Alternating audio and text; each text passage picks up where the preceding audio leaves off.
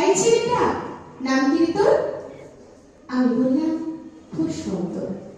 মেঘ বাড়িতে রেগে আগুন। মিথ্যে কথা, নাম কি অমন হয় কখনো?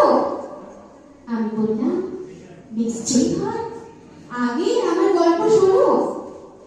সে বলল শুনবো রাজা, সেই তো রানী, সেই তো রাজা, সেই তো একই ঢালতলা, সেই তো একই রাজার কুমার পক্ষী আছে, শুনবো না আর, ওসব বাজে। আমি বললাম তোমার যদি নতুন করে লিখবো তবে? সে বলল সত্যি লিখবে?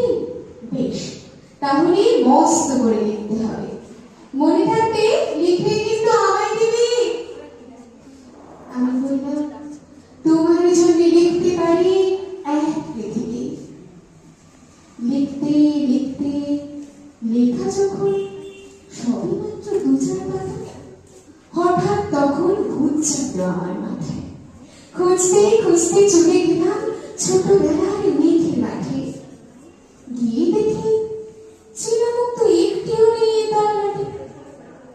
একজনকে মনে হলো ওরই মধ্যে অন্যরকম।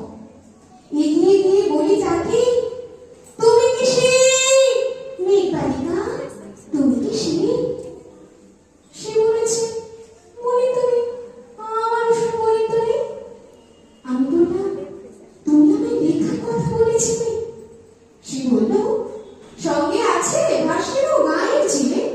আর হ্যাঁ শোনো, এখন আমি মেঘ হই না, সবাই এখন বৃষ্টি বলে ডাকে আমায়। বলেই হঠাৎ এক পশলায় চোখ থেকে লোক আমায় পুরো ভিজিয়ে দিয়ে অন্য অন্য বৃষ্টি বাদল সঙ্গে নিয়ে মিলিয়ে গেল খরস্রোতায়, মিলিয়ে গেল দূরে কোথায় দূরে। বৃষ্টি বলে ডাকে আমায়, বৃষ্টি বলে ডাকে আমায়, আপন মনে বলতে বলতে আমি কেবল বসে রইলাম ভিজে একশো কাপড় জামায়, গাছের তলায় বসে রইলাম। বৃষ্টি নাকি মেঘের চোখে।